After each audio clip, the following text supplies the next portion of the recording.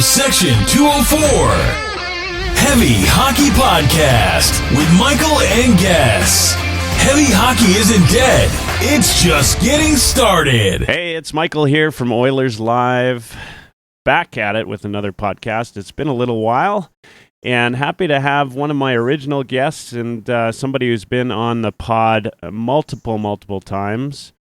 Mr. Sean Patrick Ryan, who goes by, you know him on Twitter as the OilKnight. That's OilKnight. Welcome again, Sean. Hey, Mike. Thanks for having me, buddy. Yeah, good to get back at it. It's been a bit of a slow year in terms of podcasts. I just want to do a quick shout out to my friend Eric Friesen, who's kind of filled in doing the 99 Forever podcast, which you get on the Oilers Live channel. And while we're at it, let's chat, because it's been a long time since you and I have had a one-on-one, a tete-a-tete.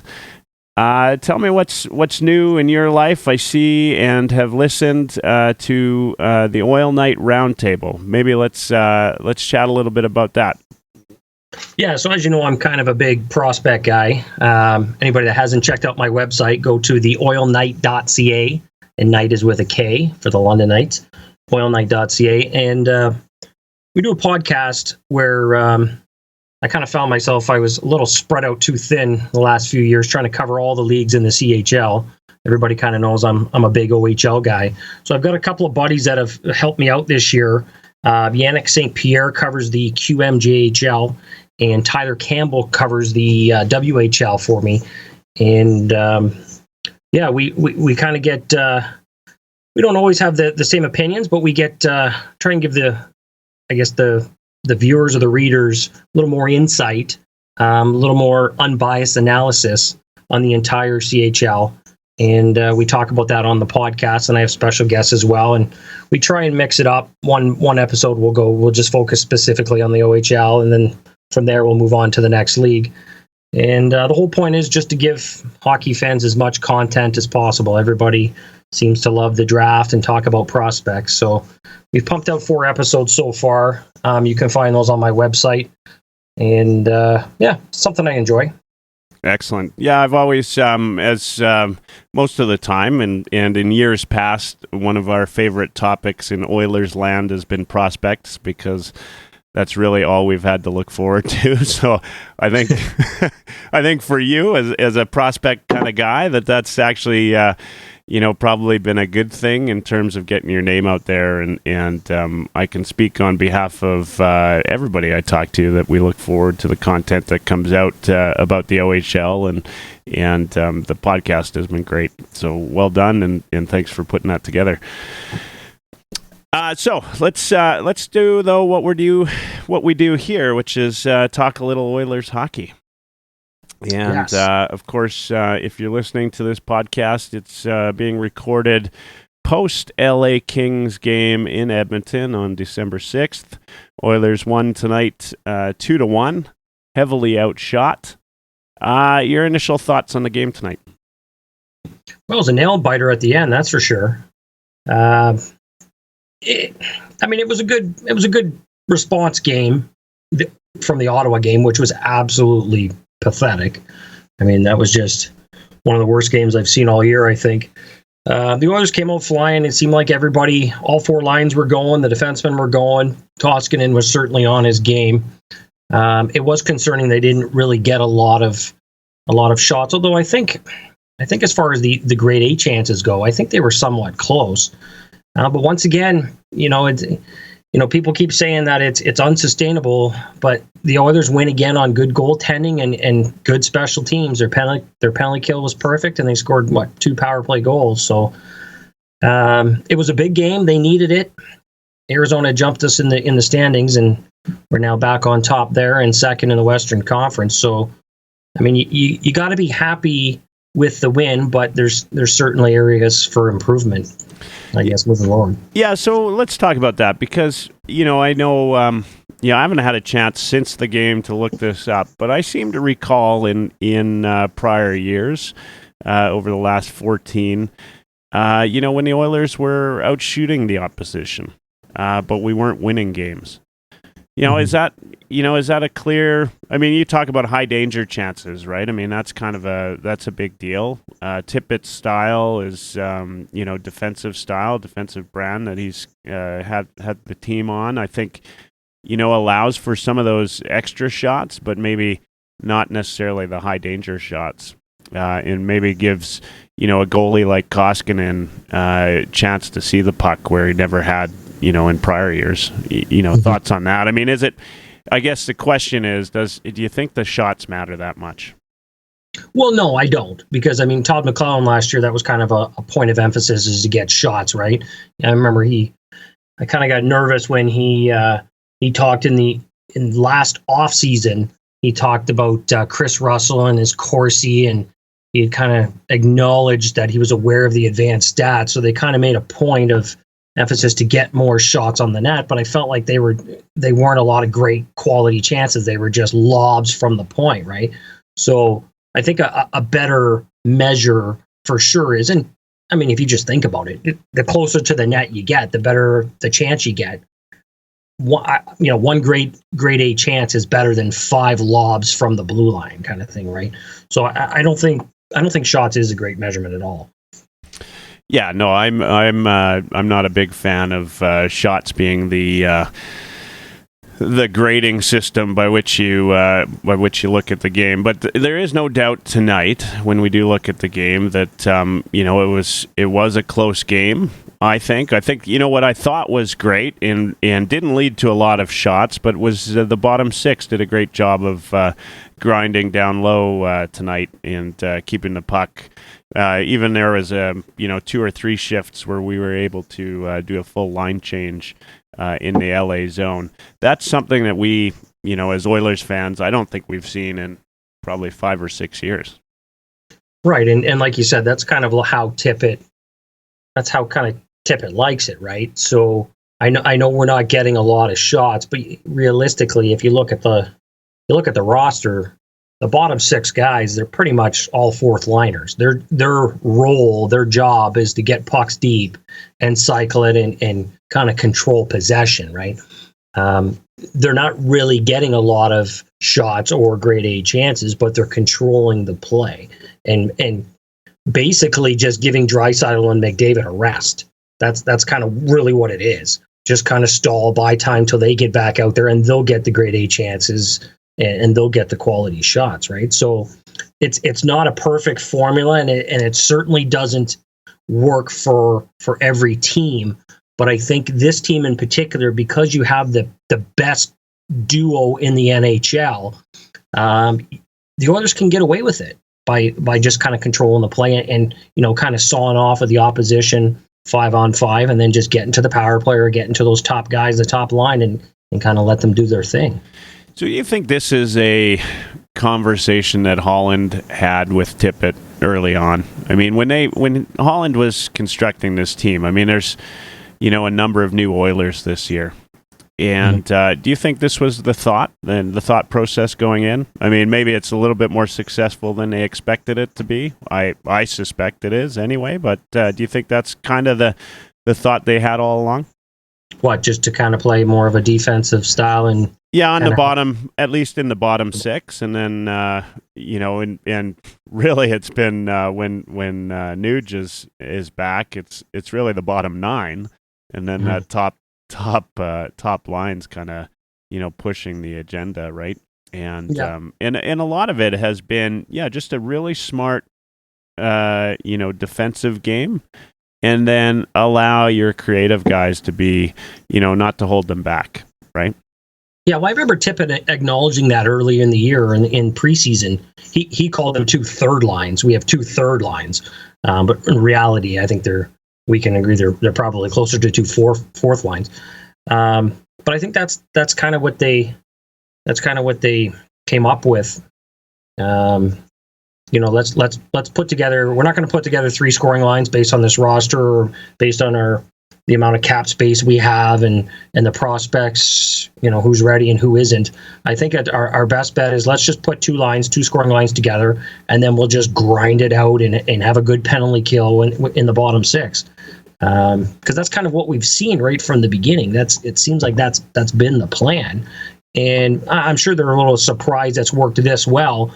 But what do you think is the number one reason why the Oilers are where they are right now? For me, it has to be goaltending. Like Koskinen and even Mike Smith stole some games early in the year. Yeah. Without goaltending, none of this happens, right? So, for me, that's kind of what I think. I don't think they thought their goaltending would be this good, and that's why they are what they are. What do you think? Yeah, so I think that's definitely a big part of it. Nobody expected, me, most of all, anything from Koskinen this year. It was a big question mark for me. And happy to see him perform as well as he has been. But the other thing, though, for me is, the emergence of guys like Bear, right? And, Nurse, I think, has taken a little bit of a step up this year. And I think part of that's by playing with Bear. But or not playing with Russell. Yeah, it could be addition by subtraction there for sure. But we've even seen when Benning was healthy, Benning had some good games. What I've seen, and Clefbaum's been healthy, which has been nice, and he's been doing well. The area that I think it has been really sorely missing over the past years has been the ability to move the puck out of the zone. And nothing is better defensively than getting the puck out of your zone. And to watch Bear, who's almost magical, when he's got the puck in the corner, he just seems to know, the patience, the right amount of patience, where to go, where to put the puck. And he's not a big guy. And but to see him move the puck out of the zone, to me, and I wouldn't at all lobby to get Lucic back or any of these guys, but when you have a guy that or guys like Clefbaum and Bear that can move the puck finally out of the zone, that does activate some of your slower players to be a little bit more involved in the play.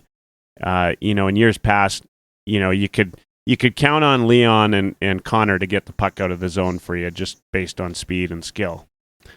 But, the other guys just weren't good enough. They needed a pass, an outlet pass, right? And I think they're finally getting that, which is, and part of that's Tippett as well. That's in my mind. But I think that, to me, that's a big deal.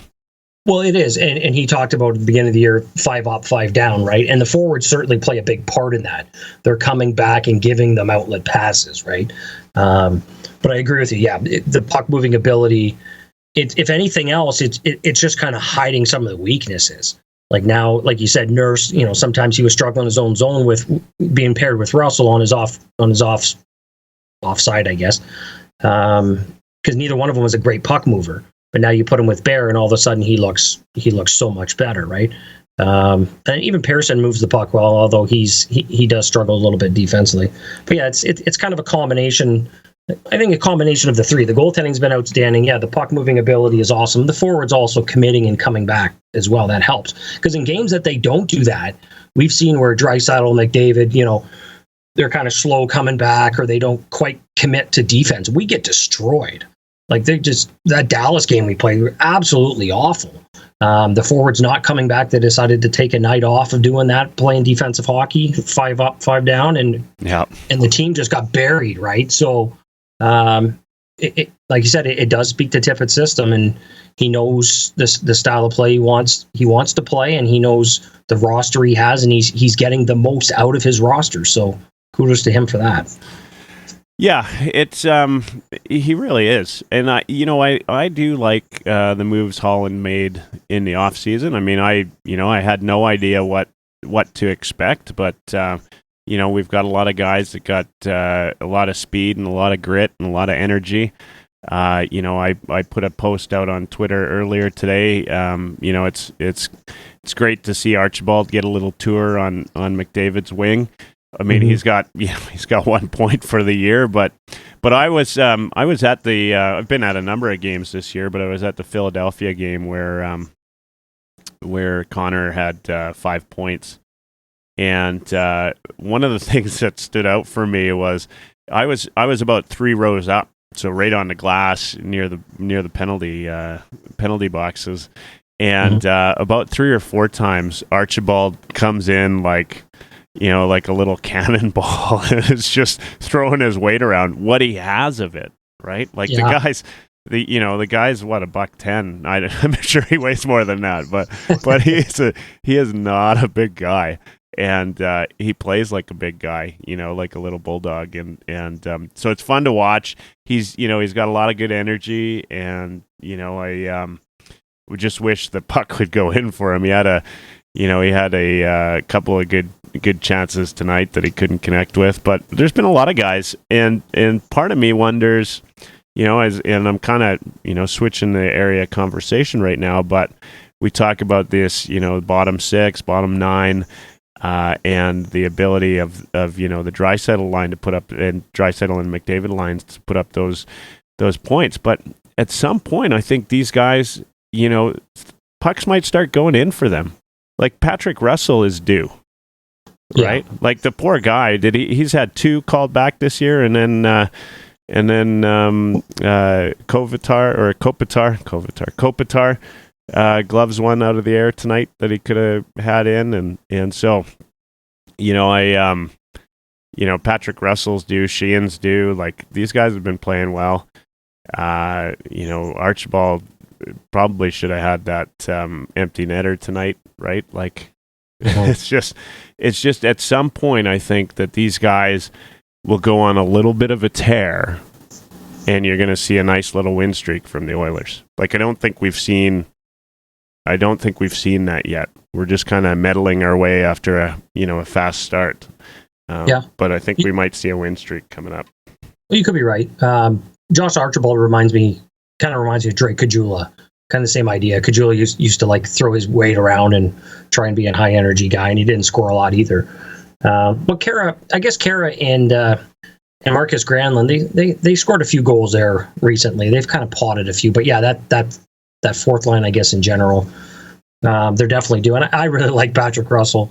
I know he's not the most talented guy, but he gives you everything. And I guess same thing with Archibald too. They give you everything they have, right?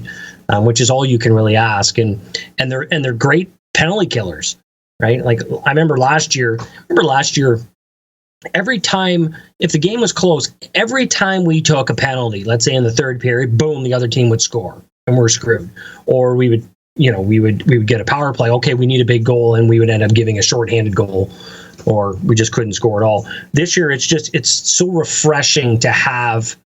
The power play, it makes sense because you've got all that talent, but it's so refreshing to have a penalty kill that's near the tops in the league that you can trust. Put out there, okay, we gotta kill this. There's 3 minutes to go in the game. We need to kill this penalty, and have full confidence in them to do that. And Sheahan and Granlund and Archibald, those guys are big proponents of that, right? Yeah, well, and what's overlooked a lot, I think, with that is you don't put McDavid out there for the kill. And so for a guy that you want out there as much as possible in an offensive role, you're not wasting his energy, killing penalties. And then he gets out there when he should be out there, which is when you want the puck in the offensive zone, right? Yeah.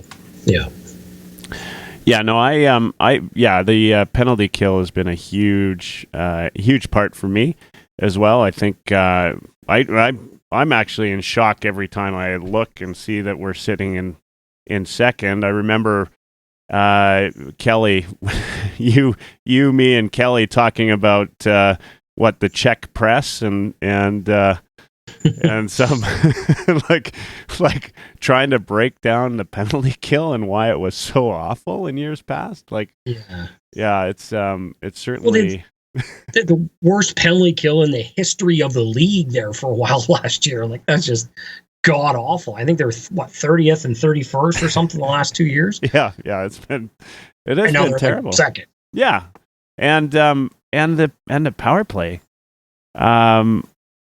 So we can talk about that too. I mean, that power play, you take out Nugent Hopkins, who, when I talked to some fans in the area that I reside in, which is Calgary. So how much they hate the Oilers.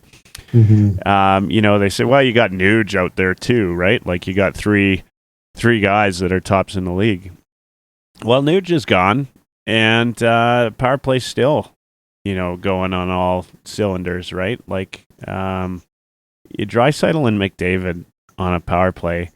That pass tonight, that one touch, basically pass like tape to tape to him on the blue line. That's just a part of the magic, right? Like, I actually thought my biggest concern was after that first power play was it looked like Quick was going to save everything, and I thought they were going to leave that with this momentum that Quick was on fire.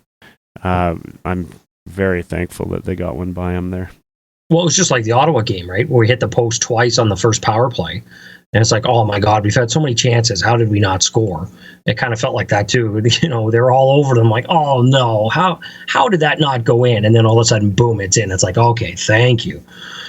Yeah, Quick's been awful this year, by the way. Yeah, no, yeah. So the Kings are an interesting team. I mean, there's a lot of old talent there.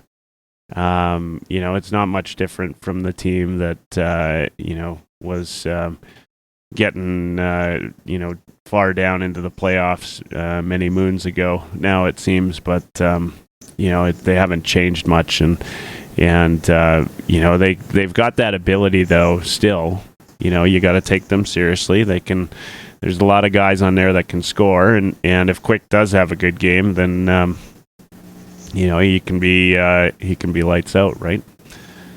Yeah, it's a crazy stat. Just looking at right now, the Oilers are number one in the NHL in the power play percentage. They're at 32.2%. So they're basically scoring every 3 power plays. They're scoring one every 3 power plays. That's insane. And then, I mean, even their penalty kill is 86.6. Last year, it was 74.8. So, like, just between those two, and we talk about what's sustainable and what isn't, just look at where the Oilers, and I don't know where they were 31 games in last year, but how many goals did they let in on the penalty kill last year as opposed to this year? And how many more power play goals do they have this year as opposed to last year? You would think, just guessing, it's probably the difference is probably 15 goals maybe, which is a lot in 31 games. It's just incredible. And the power play unit's the exact same 5 guys as it was last year. Well, I guess Lucic was out there for a bit. I guess. I guess Neil. Yeah. What a lousy trade that was, eh? So I was at the Sabres Flames game. And I had my friend Sabres jersey on. Yeah. And I did, however, stand up to cheer when Reeder and when Lucic scored, because I figured, you know what, I've waited. I waited a long time to cheer for those guys to score goals, and so I might as well cheer then. But what amazed me there is Johnny Gaudreau, and he scores. And the announcer says his 6th goal of the season. And I thought, oh wow, like 6th goal for Gaudreau? Yeah, that's what Puljujarvi has. That's what Granlund has. Isn't that insane? No, Granlund doesn't have 6 goals, doesn't he? No, I think he can't. Well, we're gonna fact check. While we're fact checking, why don't we? There's a thanks for tweeting that out that you're going to be out on the pod tonight. Granlund's got 3. 3 goals. Sorry. Yeah, you're right. Kara's got 6 though. No assists, but he's got 6 goals. Yeah. Nuge has got 5. Yeah, he's not having a great year either, but yeah, but so Gaudreau has 6 goals and Monahan has 7. Wow. That's insane. Okay, don't look at the stats for a second, okay? Okay. Turn aside for a second. Yeah. 25 games this year. How many even strength points does Nuge have? I don't think. I don't. 25 games. How many even strength points is it? That's a good question, because I remember when he was finally going on the hot streak, but they were all power play, and So, it wouldn't surprise me, and I'm just guessing because you're asking the question, if he doesn't have a single one. Well, he does. He's got 4. He's got 4. Wow. In 25 games, he's got 4 points on a second line playing with James Neal. And that kind of speaks to we need help on the second line, and we can touch on that after. But yeah, that's crazy. It's crazy where the Oilers are, that they're getting no help in the bottom 6. Nugent's only got 4 points as a second line center, 5-on-5, and Neal's not doing anything 5-on-5, and yet we're still first in the Pacific, second in the Western Conference. I do think, though, it speaks to what they're doing right, though, which is for the lines that don't have the offensive ability, they're playing smart hockey, right? Well, they're not giving up anything. Right? Yeah. They're sawing off even. That's what you hope for. Yeah. And then you just hope that McDavid Draisaitl line outscores you, 2-1 or whatever. Which 3-2. Yeah. You just expect them when they're on the ice to do something magical. It's it's amazing. So let's get to there are a couple of people that tweeted back, asked some questions, want to know your thoughts. Here's one. Lorenzo at Lauren Shun or Lawrence Hun maybe is the Twitter handle. Laurentian? Yeah, Laurentian. Mm-hmm. Was that win confidence inspiring? I think he's probably saying that tongue in cheek a little bit. I think so, but it made me think. Well, it wasn't confidence inspiring, but I mean, you just see the funny thing with this team is this team. It's going to be like this all year. There's going to be peaks and valleys. They obviously go as Draisaitl and McDavid go, right? So there's just going to be games where we play the Ottawas, and I feel like Buffalo is going to be one of those games as well, where if those guys aren't quite going at 100 miles an hour all the time, then we're just going to struggle and we're going to look terrible. And then there's other games. One thing I will say about this team, and maybe this does speak to coaching, they seem to respond after embarrassing losses. They seem to come back and win the next game. So, I mean, that's good. That's a good way to kind of nip in the bud the long losing streaks. You have a bad game, okay, well you kind of bounce back. But that's just kind of how this team is built. Like they're very top heavy, and if the top is if they're shut down in a night or they're tired or burnt out from the previous game, then we're going to have some awful performances by the Oilers, right? But then they're going to respond after an awful performance, and they're going to kind of get back up there. So it doesn't instill a lot of confidence other than the fact they just played terrible against Ottawa, and everybody seemed to be going tonight. Everybody was flying. Because, I mean, last year, work ethic was a real issue with this team, in my opinion. They just didn't show up too often a night. It would just, or one line would be going. It's like, what is going on here? Like, why can't we get 4 lines going? Everybody hustling. Tonight, Granlund was just going like crazy. Archibald was flying. Sheahan's battling hard. Russell was in there deep. At least, if nothing else, they're showing up. So I have confidence in the effort, in the work ethic. The guys are buying into what Tippett is selling. They're at least working hard. I'm not buying in that they're, one of the top teams in the NHL because they just don't have enough talent. But I have enough confidence that if they do lose a couple of games, we're going to get the effort. And as long as the special teams kind of holds up, it's worked so far, 31 games in. And the goaltending holds up in the special teams, we're still going to get wins. We're still going to get results. But it would be nice to get some more help. Yeah, 100% agree. And I know that was tongue in cheek, but at the same time, to me, I do get a little bit of confidence from a win like that, because that's the kind of, just like what you said. I mean, in years past, we would have let that one slide, right? Like it would have been a 3-2 loss to LA. And just another night and another whole bunch of tweets about the Oilers oilering, right? Yeah. All right, let's move on. Snide Guy says, "What's with Nuge?" I haven't heard any news on Nuge other than the hand. Have you heard anything? Well, they said he's close. I heard Cassian's going to be back for the next game, and then Nuge is hoping, but he's probably going to be, he's probably going to be another week or so, right? Like the hand's kind of tough. You got to be able to grip the stick and shoot, right? And he's a center, so he's got to take face off. So he's got to be 100% healthy. You can't go playing with still a sore hand. So they're probably going to edge on the side of caution with him, and he's probably going to be a little bit longer. But even getting Kassian back will help. I think Kassian's probably the bigger loss in my mind, to be fair. Well, yeah, if they run McDavid and Draisaitl 1-2 at center, then for sure I think so, because they already have the bottom six is already filled out. They already know their roles, right? And I thought, I thought Kara and Draisaitl played well together tonight. Yeah, you know what? I kind of felt like Draisaitl wasn't passing it to Kara. Oh, really? Yeah, I mean, when Draisaitl had the puck and Kara was there, he saw it was Kara, and he just ended up holding the puck longer and didn't pass it to him. I don't know. I just kind of got that sense. Well, Kara's got one game, right? He boxes you out along the boards, and then he tries to find a way to take it to the net, right? And right. That's pretty much his style of play. And so I think for Draisaitl, who's looking for the nice pass to the back of the net and right, backdoor pass or whatever, right? Maybe that's not too much of Kara's game, right? Like he's not sitting out there in front waiting for the chase on tap in, right? Well, I kind of feel like Kara forgets that you're on the second line now playing with Draisaitl.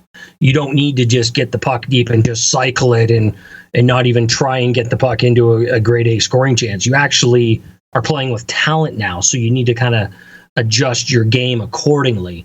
I felt like he was still kind of playing like a fourth line grinder tonight.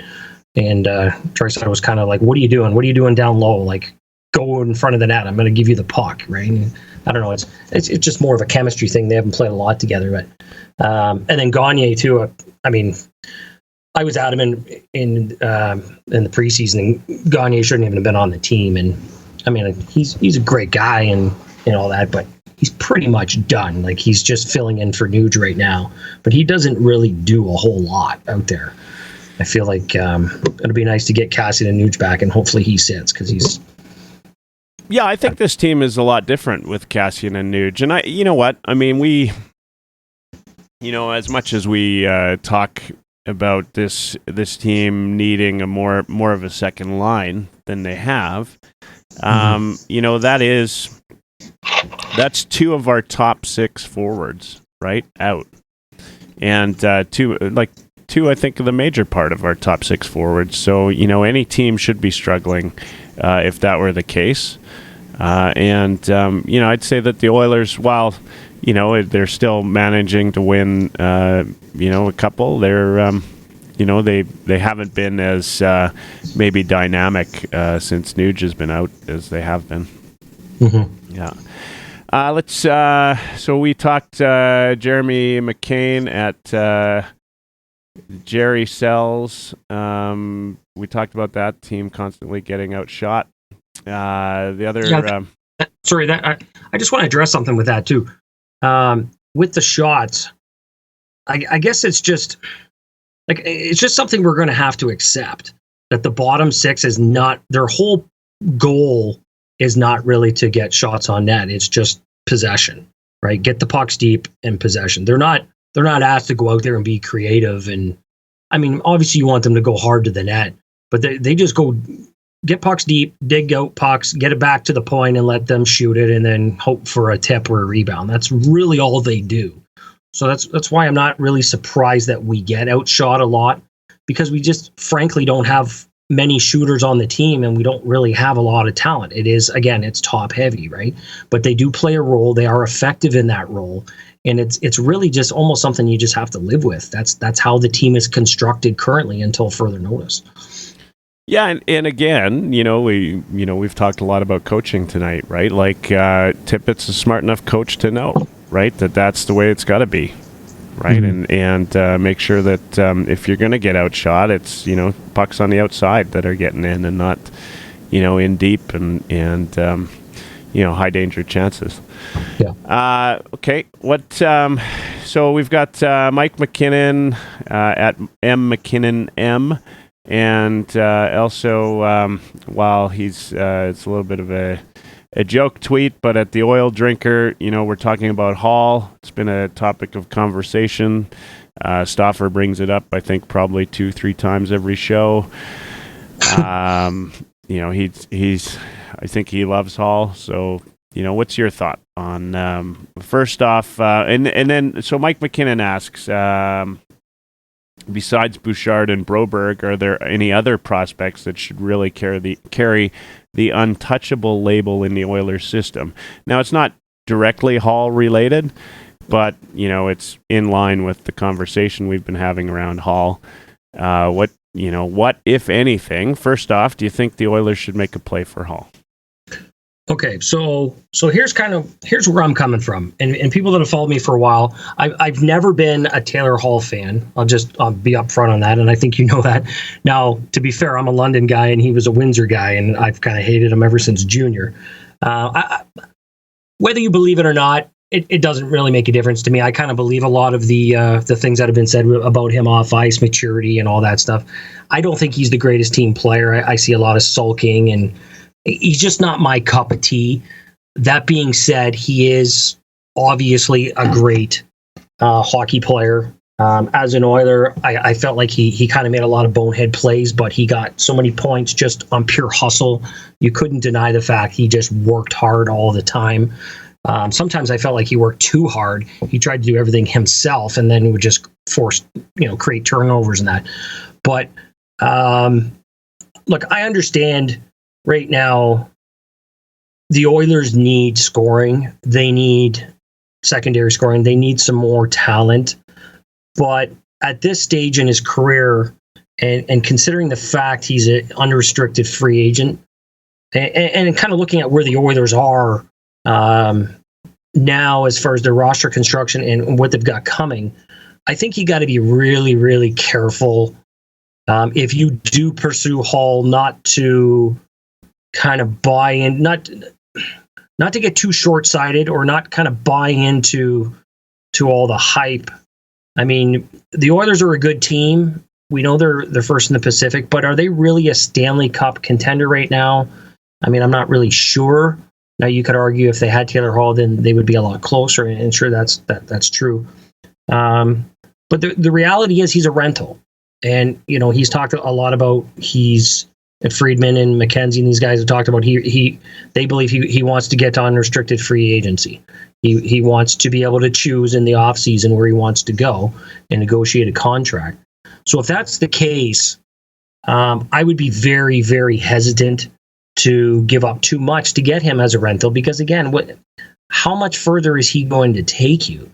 Maybe you go around further, and I realize fans are frustrated, and we just want playoff hockey. We don't care. But you can't be impulsive and irrational about this.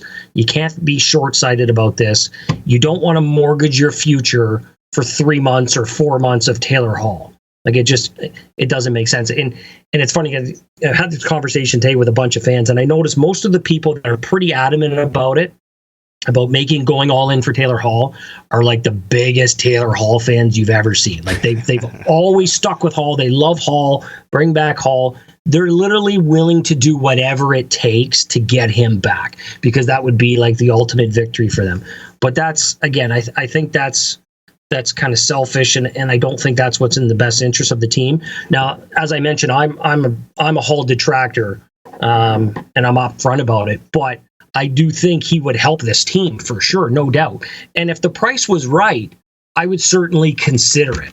But to Mike McKinnon's point there, I certainly would not give up Broberg or Bouchard. I think that's too much. But if you're looking at something like, realistically, everything else is probably on the table. Broberg and Bouchard are top 10 picks. If you just look at percentage-wise, those are the most likeliest to hit in the NHL, so you don't want to give those away. But everybody else, Yamamoto is a late pick, Benson's a second-round pick, McLeod, second round, all those guys. Pretty much everybody else is on. Well, they are. Everybody else is on the table except for Broberg and Bouchard. So if you can work out a deal that's, say Tyler Benson and you want to throw in Jesse Puljujarvi, I'm okay with that. But you you can't give up one of your top first round picks in Broberg Bouchard, and you can't give up a first round pick in this year's draft because it is one of the deepest drafts in a long, long time, or at least make it lottery protected and make it conditional on Hall re-signing. Because if Hall doesn't, if you trade away a first round pick and say Benson and Puljujarvi, for example, for Hall, and he walks in the summer, now you just lost Benson, you just lost Puljujarvi, and you just lost your first round pick for 3 months, and you just set your franchise back for how long, right? It's stupid. Don't do it. If the deal makes sense and you can make it happen, sure, but why not just wait till the summer? You can sign him for free, well, as an unrestricted free agent, and you get to keep all of your assets. If his heart is in Edmonton and he really wants to sign in Edmonton, who cares where he gets traded to, at the trade deadline? Wait till the summer, then make your pitch. Once you can offload guys like Russell or whoever, you've got more money free, then you can make your pitch for him. But don't mortgage your future for this guy unless it's something reasonable, and the reasonable is anything less than a first round pick. And as long as it's not Benson, or as long as it's not Bouchard, Broberg, or a first round pick. Anything else, but you can do that. But then I think somebody else will outbid them anyway, so it won't make a difference. Yeah, but that's where I kind of stand on that. I would welcome Taylor Hall, even though I despise him. I would welcome on the team. He would be a great addition to the team and kind of give him that boost, and the fan base would love it. But do not just use your head. Don't overpay for him. Yeah, so 110% agree. I mean, I tweeted this out a little while back. Like, why would you give up, some of these prospects on a year when we're finally trending up, right? Like, we're finally trending the right way. We're finally building something. And this is what we've done. This is what put us in this position, from the start is, not having enough patience and trading away prospects. And, you're going to trade away. What happens? You trade away Benson and you take Taylor Hall. Taylor Hall goes and signs somewhere for, $8 or $9 million over 6 or 7 years. And we can't afford that. Right. And then Benson comes back, and every time he plays the Oilers, he scores 3 goals.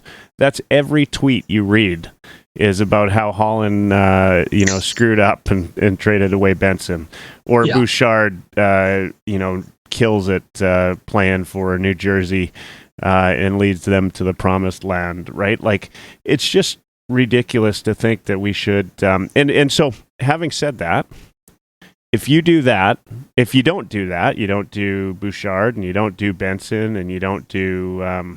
Well, you could do for me. You could do Benson. Just no top 10 picks. So no Broberg. Yeah, no okay, fair enough. Yeah, I mean, I'd be happy to give up Puljujarvi for Hall. But if you're not going to give a top 10 pick, then I don't think you're in the market, right? Like, somebody out there is going to do that. Mm-hmm. And so, maybe, in my mind, it's not a conversation. And I don't think Holland is the guy, and he said early on, patience, right? Like, he basically, in his talk track before the season started, was all about, like, no expectation, right? We're hoping to fight for a playoff spot, but I'm not going to guarantee one. Right. And the fact that we're here now, all of a sudden, everybody thinks that we're a Stanley Cup contender. And I'm not saying that everybody thinks that, but we don't have a right. The franchise doesn't have a right to feel like a Stanley Cup contender right now. They've got, too many question marks. Right. And one guy, Taylor Hall, who's, for the most part, shown success for 1 year. Right. Like, playoff success. Not even playoff success, sorry, but regular season success.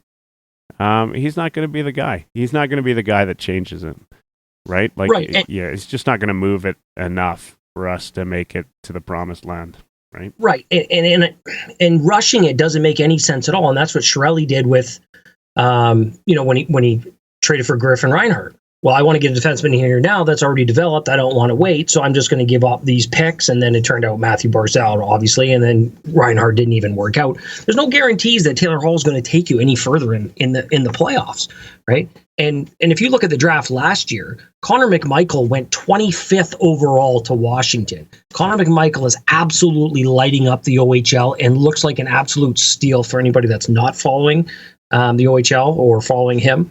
He's crushing it. And this is a deeper draft this year than last year. So if you trade away a first round pick and one of your prospects, now you've lost a potential, let's just say you've lost a potential Matthew Barzal plus a Puljujarvi and a Benson. And then if you do end up keeping Hall, well, now you can't afford him. So who else are you going to lose? You're going to lose a Larson, or you're going to lose, Nurse or whatever. You're going to lose so much just because you have an emotional attachment to Hall. You want him back so bad. You're willing to sacrifice your gut, your farm system, your picks, and whoever else. Just it doesn't make any sense. The only thing that makes sense if you got him cheap, which isn't going to happen. So then you wait. And like you said, Holland, he's not impulsive like that. He's not going to go all in. That's just not who he is. His history tells us that's not who he is. He makes those little savvy deals. He'll pick up an Eric Cole, or Valtteri Filppula. Those would be the kind of guys he'll pick up just to kind of tinker with his roster. And then if you want in the offseason, like I said, if Hall's heart is in Edmonton, then you can kind of move some guys in the offseason, and then you can make your pitch for him next year. And you still got all those assets, all those kids coming, plus Taylor Hall, right? You got to look at the big picture and long term. You can't be impulsive and short-sighted like that. So that leads us to at Statsy Niner. That's at Stats Y9ER. Statsy says, who's someone the Oilers should look at acquiring to help secondary scoring, but is a realistic get? Shout out, that's my boy Andy. He's from Lucan. The only follower, actually, there's 2 followers on Twitter that I have from Lucan, the small town of Lucan, home of Hockey Town last year.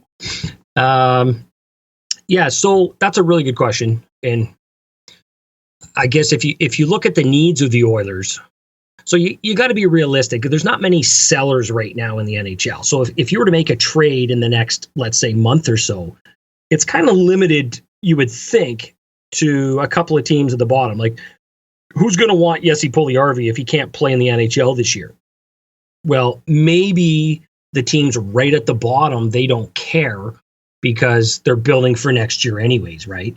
So you can kind of look at those teams and maybe there'll be a deal there. And that's kind of where I focus. Like right now, Detroit is the worst team in the NHL. And I feel like they're probably the prime team to trade with for the Oilers because Holland and Yzerman have a history.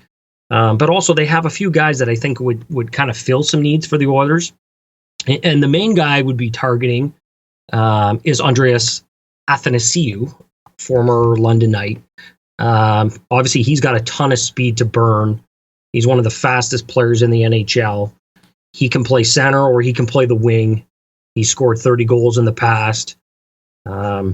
He is a restricted free agent this year, or at the end of this year, but his salary is only $3 million this year.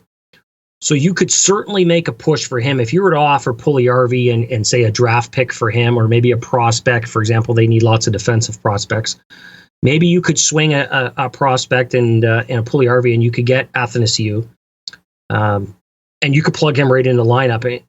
And it makes a lot of sense if you think about it, because Kenny Holland's big on adding speed to his lineup. Yep. They still want to get speed and they need scoring, and he does both. And and I've been following Detroit I consider them my second favorite team. I've been following them for many, many years. He's had a lot of run-ins with the coaching staff, with Jeff Blashill in particular, Athanasiou the last couple of years. They kind of bat heads a lot. So I feel like if the Oilers made a reasonable offer, like they're 7-20 right now. They have 17 points in 30 games. You mean to tell me if we don't call them right now and say, what's it going to take to get that headache Athanasiou from you? The Oilers couldn't make it happen. I think they could. So that would be the team that I would be targeting, and that would be the player in particular. Now, knowing Kenny Holland, he may just end up settling for somebody like Valtteri Filppula, who I mentioned. He's also on Detroit. I think he makes about $3 million. You could probably plug him in as your third line center. He's got a lot of playoff experience. He's won cups before. That's another guy that might be a good fit. But other than that, I guess the only other guy I would consider right now would be, you look at Tyler Toffoli on LA. Everybody knows he's available. He would be a good fit. He's a right shot, right wing. You could plug him in your top seat. He'd probably be your best right winger from day one. You just put him in there. But he could play top six for sure. And and I don't know that Ottawa would. I haven't heard any rumor they're willing to get rid of him. But Pajot is at the tail end of his contract as well. He'd be shirt puller Pajot. He's got good. He's been all right.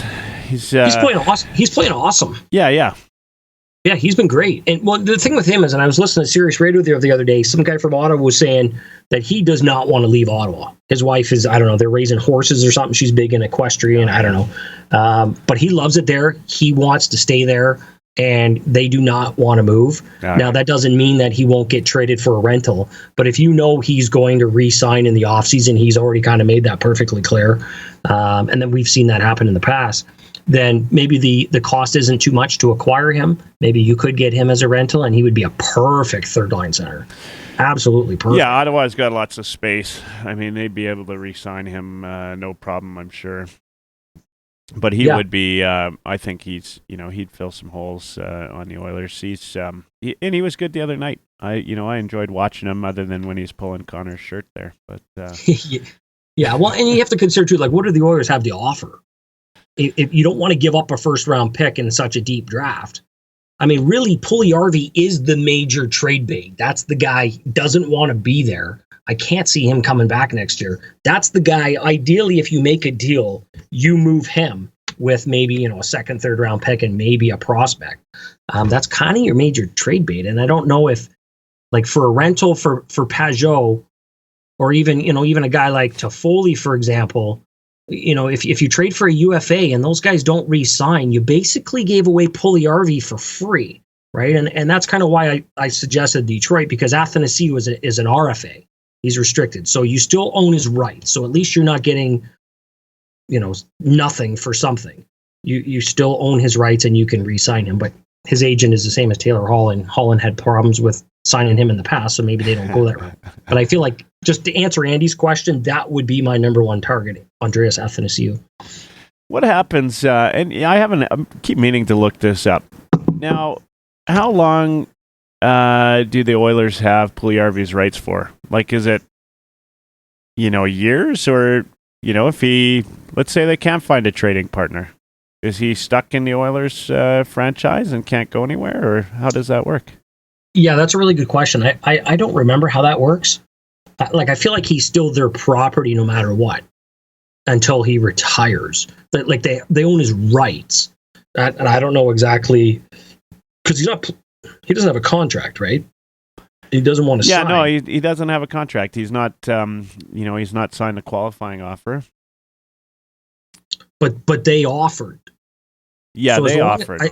As long as they offer. And I could be right. I'm sure listeners will correct us for sure.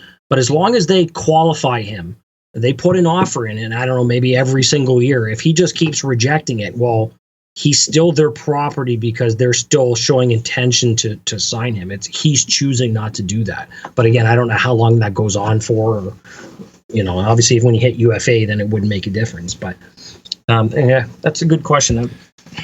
I don't. Like, do you see him ever coming back as an Oiler? No, not at all. And in fact, I would honestly be surprised if he plays in the NHL, like any more than another 6 or 7 games. Really? Yeah. Like I just, I've probably lost some Finnish followers on my Twitter for saying that. But you know what? I talked to a Finnish pro hockey player recently. All right. Yeah, who has some connections to Puljujarvi, and his view was very similar to mine. there's a real lack. There's a few things there that just will be limiting, and they're self-limiting for Puljujarvi. The language is one of them, right? And this particular player suggested to me, you're in the Finnish system, and you know early on that you're going to be an NHL prospect. The players learn English right away. Like that's a big deal, right? Like that's, if you're 14, 15 years old and there's a good chance you might be playing in the NHL or professional hockey at some point, you learn English, right? Mm-hmm. And Puljujarvi, to my knowledge, still, doesn't have a healthy grasp of the language. And you know what? He grew up in a very small town. It'd be like growing up in northern Canada, right? So it's not like he he was in the big city or anything, and so that could be part of it. But that's to me that's a major issue, right? Like it's like, look at Ethan Bear, right? He knew there were certain elements of his world and life that he had to change in order to make it to the NHL, and he did that. And I just don't think we've seen that from Puljujarvi. What we've seen is, you know what, you're not going to utilize me the way I want to be utilized. See you later, right? And I just don't think, unless if he changes his mindset, I don't think we'll ever see him again. And I'm not, I know lots has been made of his, how he's done in the Finnish league, but my suspicion is he won't make the Finnish team, and then I think his trade value just continues to diminish, and from there it may be that Holland never finds a trade partner. I don't know. Yeah. Well, that's very possible. I mean, just from a scouting standpoint, the biggest thing that he lacks for me, and it's kind of been, and it's still that way, really, is, and it's a huge red flag, is he just kind of lacks the work ethic and determination. It seems like he's people like it. He's cute. Oh, he's always smiling and joke around, but it seems like he just doesn't take anything serious. Right? Like when he's on the ice, he's just not working hard enough and not showing enough determination, and just, I'm not going to be stopped, and, refusal to quit kind of thing. He seems like he takes the easy way out a lot. And that's a huge red flag when it comes to scouting guys. Some guys want it, some guys have the will, and some guys don't, right? He's got all the talent in the world, but if he just doesn't want it, he doesn't want to work hard enough on and off the ice, like you said, then, I mean, he may never amount to anything, right? Yeah, and so to that point, I mean, I would be very surprised. And Holland, he might have fabricated any of the talk that Puljujarvi was going anywhere, right? Mm-hmm. Like to get some, hopefully get some interest. But my thought is he wasn't traded because he's not tradable at this point. He's not done enough for anybody to. He might be one of those. We could find his name on a trade site somewhere 20 years from now, minor league trades, right? And never play in North America again. Just wouldn't surprise me. And you know what? That's fine, right? Like, he seems to be happy in Finland. And he's doing well. He's doing well on that team, so all the power to him. I don't, that's...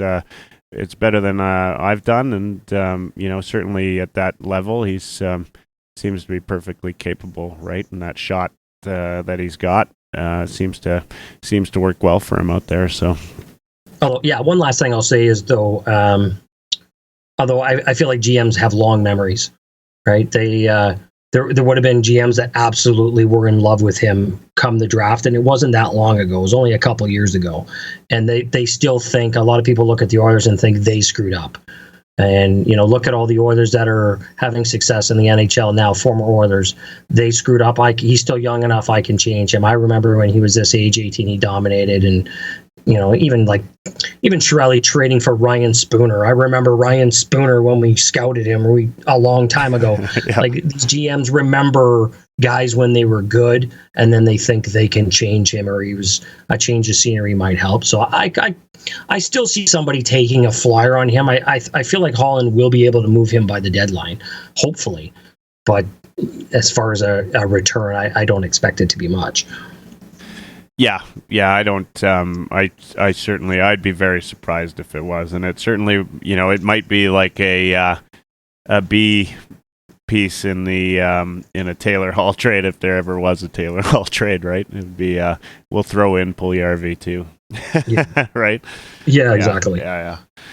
And you know what? That kind of distraction is not terrible, right? Like, to get rid of that, right? Like, to just throw into any trade. Well, make sure you get take Puljujarvi, and then he's off your hands. Yeah, well, the craziest thing is, like, he still had an opportunity to come back up until December 1st, whatever, like a week ago. The Oilers are first place in their division, second in the conference. They need somebody on that second line to play with Nuge and Neal. Like, the opportunity is there. Like, the coach is gone that you didn't get along with. The GM's gone.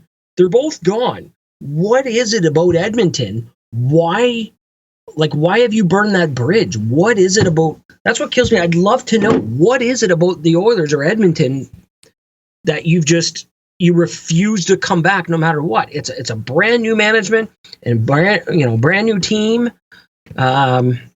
And they're having so much success, they could use you. Like, I'm sure if you came back, the guys would forgive you for being away. It's a business, we understand. Why is he still away? Like, what is it that he's just determined, I'm not coming back to Edmonton? Or is it just the NHL in general, North America in general? He just wants to be home where he's comfortable. I don't know. We may never know the answer to that, but I sure am curious. It might die with the Pronger mystery, right? Well, it's no mystery. I think we all know what happened. Yeah. Well. Oh yeah, no, I mean, he's never coming back, and who knows what it is, right? But I suspect it's got to do with some of the players that are on the team, right? Because the the GM's gone, coach is gone, team's doing well. From every report I ever heard was Edmonton reminded him of a home, and Twitter was there's so many instances where people were on Twitter and they met Puljujarvi walking on the side of the road, and they gave him a ride somewhere, and it seemed to be fitting in well. I don't know. I think it's got to boil down to a couple of players, maybe the big guys, right? Well, it has to be. Well, Connor says anybody that doesn't want to be here, doesn't believe in us, or doesn't want to be here, then they don't need to be here, and it has to be. It has to be. McDavid and Draisaitl have said you got to be better, or they've had confrontations or whatever. You need to be better, push it, step it up, kid, and he's decided to fold. Like, what else could it be? It has. Lucic is gone. Your main guy, he's gone. It has to be the leaders on the team. If they just, for whatever reason, it doesn't work, right? Yeah. Either way, I'd still be surprised if we see him play more than a dozen games. 6-7 games in the NHL.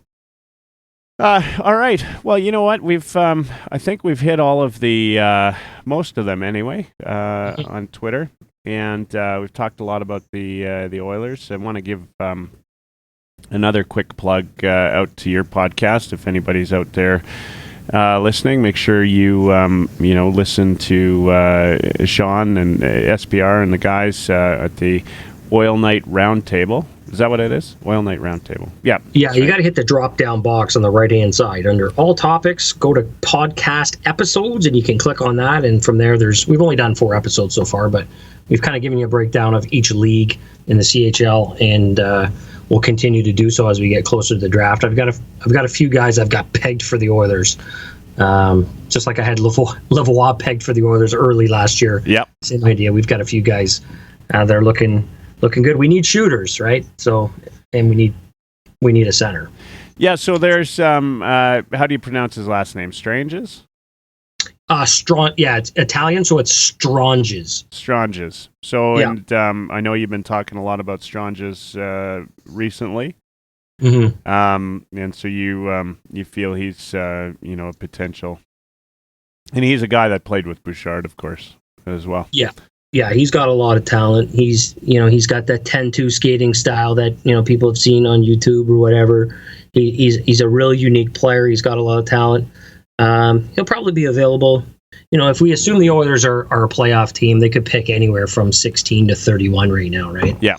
So we're just trying to target guys that are projected to go in that range and to find potential fits, and he's definitely one of them. Yeah, perfect. All right. Well, I love having you on the podcast, and hope to be doing more. I'll definitely get you back. I assume you'll agree to be back. And, well, you got to pay me big that's money. Right. That's right. I was on the Cult of Hockey one, so I'm a bit of a celebrity now. Yeah, that's right. That's right. Bit of a big deal. I had those guys on here. Does that make me anything? Oh yeah. You're moving up in the world. You've been on the same pod that Jason Strudwick's been on, Jack Michaels. I'm an elite company. You had Jack Michaels on? Yeah, Jack Michaels was my first episode last year. It was terrible audio, though. Oh, was it? Probably the worst audio I've had. Yeah, maybe that was the one I started listening. I just shut it off. I don't know. Yeah, that could have been one of 20. But no, appreciate you even trying to listen. That's good. Yeah, I'm a big fan of Jack too. I think he's fantastic. Yeah, he was a character. He was good to have on. Yeah. So I've got. I'm going to get back at this and do a lot more in the next little while, now that I've kind of got a bit of more of a routine and get those done. I'm going to be at the game on Sunday with Buffalo. Oh yeah. So every year, a buddy and I here in Calgary, he's a big Buffalo fan. So we get tickets for the Sabres game in Calgary and the Sabres game in Edmonton. Mm-hmm. And so when they're in Calgary, I wear the Sabres jersey. And then of course I take that off and we become enemies as soon as we get to Edmonton, right? And, but you know what, Eichel's good and fun to watch. Quite the player. Hart Trophy potential this year, right? Like he's good. Well, they're saying if you did a Team USA right now, like an Olympic team or whatever, who would be your number one center on Team USA? Would it be Matthews or would it be Jack Eichel? And the overwhelming response was Jack Eichel. He would be the number one center over Matthews right now. Yeah, he's outstanding, and he's one of those players. And I was gonna call it a night, but we'll just chat quickly about Eichel because he is one of those players that is sneaky good. Like he's, and actually, because I've actually watched a lot of Buffalo games live. I'm not sure. I'm probably one of few. Yeah. But Darlene is another guy that until you watch them live, you don't get a full appreciation for what they bring to the game. The little things, right? The little tricks that they do that just separate themselves from everybody else, and little puck movements and stick movements, and Eichel is that guy. Like you could watch him on TV probably a dozen times and not pick up half the stuff that he does. It's fun to watch. And he's got a wicked shot. Oh yeah. It's dynamite. Yeah. So he's definitely, and I honestly, because he's in Buffalo and Buffalo's had such a hard time, I think he's been underrated, right? Like, yeah, I do too. Yeah. I mean, he was overrated maybe before when it was him and McDavid, right? And now he's underrated, right? So, it's kind of interesting how that's worked out. Yeah, it's kind of funny. I said, well, people used to compare Matthews and McDavid. Well, they don't even bother that anymore. And then Matthews and Draisaitl's just blowing them out of the water. You can't even really compare the two. The best comparison is Matthews and Eichel. They're both American. They have similar, points per game and all that. And they both have those dynamite shots and release. They're probably about as close as you can get right now. So, yeah, I agree with you. Eichel is definitely underrated. Yeah, absolutely. So anyway, let's I've never ended a Oilers Live podcast talking about the Sabres player before, but I guess we'll do it tonight. Thanks again so much for joining. Everybody follow SPR Sean on Twitter at the OilKnight. Also, a quick plug. I've got a charity game happening in Edmonton for the Heart and Stroke Foundation. We've got our favorite tenor, the anthem singer from Edmonton, Rob Clark. That's his name, yeah, Rob Clark? Yep. Yeah. We've got Rob Clark singing the anthem before the game, nice. Which is going to be really cool. And I'm working on, I've got some contacts, some ex-Oilers alum, trying to work on some of those guys to get them into the game, and a number of other sort of surprises along the way. And we're going to have an after party, and then we're all going to go to the well, not all of us, but those that want and buy tickets will go to the Jets game later that night. So that's February 29th for Heart and Stroke. So I hope you guys go and register. Just go to my Twitter handle at Oilers Live, and pinned to the top, the registration is right there. Yeah, Chris Pronger will be there, and you guys are going to the Rippers afterwards. So make sure you donate. That's right. Pronger and I are like best buds, BFFs. Yeah. All right, everybody, have a great night.